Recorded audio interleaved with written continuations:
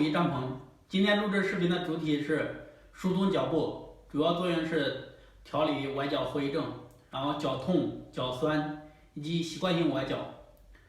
这段时间很多人就问我这个问题，因为崴脚以后它没有彻底好，包括女性穿高跟鞋走路都会受到很大的影响，包括上下楼梯以及变天，脚腕都会很痛。我们今天要讲的这个问题，包括我在帮别人治疗过程中也调理了很多这样的问题。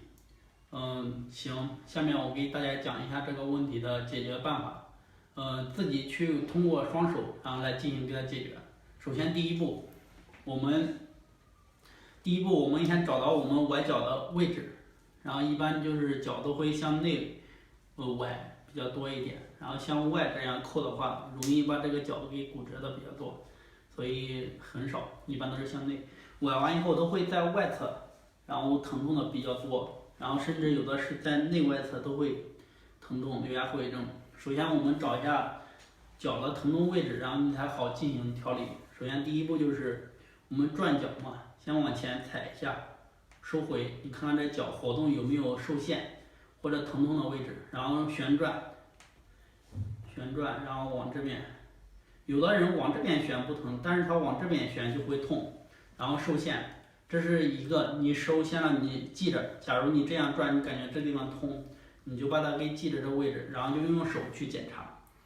就一点点找这个结节的地方或者痛点，这有结节或者痛点的地方进行找嘛。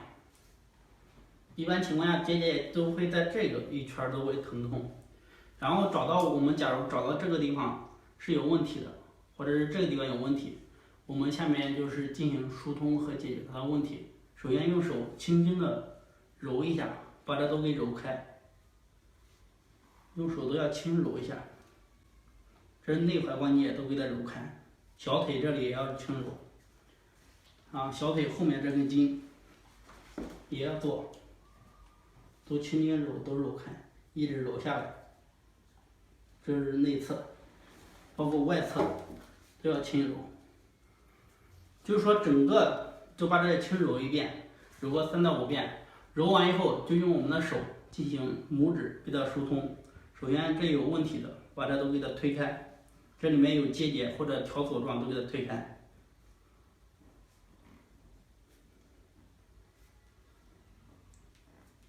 都往下推开，然后正面这是一样的，这有筋都给它推开，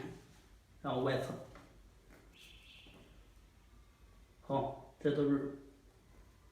这个，尤其是这个地方，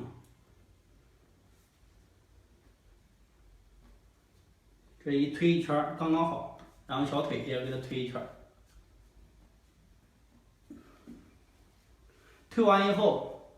然后基本上推个3到5遍，然后基本上是能做个4、5分钟。推完以后进行给它归位，它里面有骨错缝的地方，或者是筋卡压的地方，然后就是顺时针旋个3到5遍，然后再反过来逆时针转个3到5遍。好，这样就调理结束，然后进行整理拍打一下，就整个都给它拍打疏通。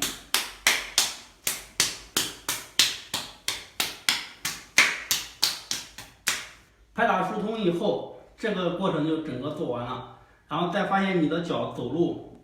然后踩压，然后都会感觉到轻松了，然后甚至这个疼痛的位置都会减少以及好转。然后有的病情轻的话，基本上1次就可以了，然后有的重的需要连着做个3到5次，